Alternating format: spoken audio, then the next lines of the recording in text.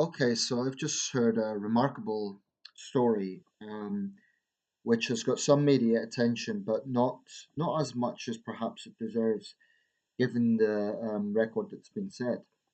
And an American guy, Colin OBrady, 33 years old, same age as me, has just become the first person to trek solo across the continent of Antarctica unaided. Now, just a disclaimer here, there was a Norwegian, Borge Borge Usland, apologies if I'm mispronouncing that, who did make this feat in 1996, 1997, but he was aided by wind kites, so that's the difference. Colin OBrady has done this unaided across the continent of Antarctica. Um, Now, he's a long-term endurance athlete. Last year, I understand, or 2 years ago, he scaled every peak on every continent. Um, he's got a lifetime of doing these sort of things. He's from Olympia, Washington State, only 33 years old. It's remarkable. I mean, to put this in context, like the report mentioned, 932 miles is similar to the distance between Washington, D.C. and Tampa in freezing Antarctica conditions.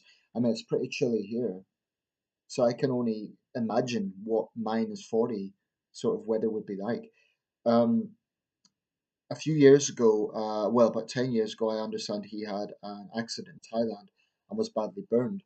So, what he does is he does these sort of incredible physical feats to show people that anything's possible, um, which is something that I think is inspiring. I don't think it can apply to everyone. I mean, um, there's certain conditions that people just can't do that. I don't think it's quite the case that everyone could do exactly the same thing. But nevertheless, it is inspiring the way he's built his life around this. I mean, I gave a TED talk last year on the subject. Um, but what strikes me, there's a few things about this. Firstly, I was disappointed to see the cynicism, people doubting it. People say, "Oh, it's fake," or it's who took the photos? Well, apparently there was a journalist who excuse me, accompanied him for parts of the way. So I assume the journalist took those pictures. But I see no reason to doubt it.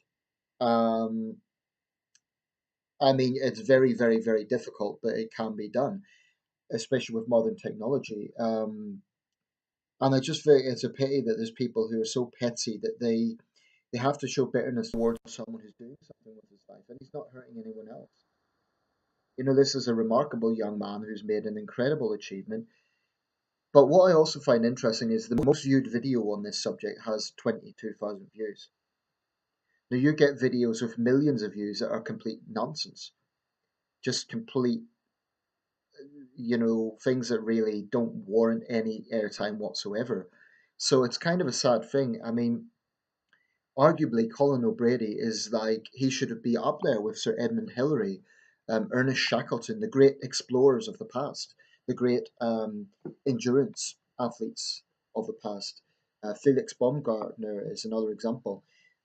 He wasn't doing it alone in the sense that he was in competition with a British Army captain, Louis Rudd, who is more experienced.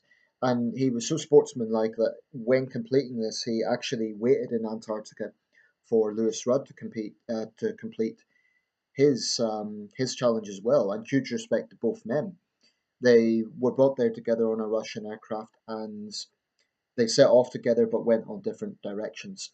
So it's nice to see that there's sportsmanship there.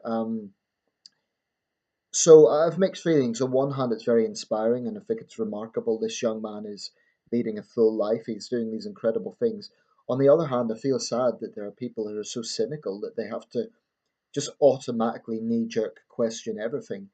Um, if there is any sort of doubt that he's done it, okay, there may be some legitimate questions, but I do take issue with people who are doing nothing with their own lives, who have to just criticize others in that sort of way. I mean, this young man is not hurting anyone else. He's doing something that's inspiring.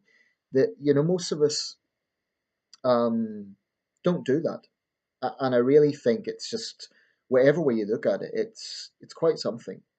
So congratulations, Colin OBrady. That's I think he should be a household name. I really do. I think it's an incredible thing. 932 miles with heavy equipment as well, and he done it on skis. I understand. So, let me know your thoughts.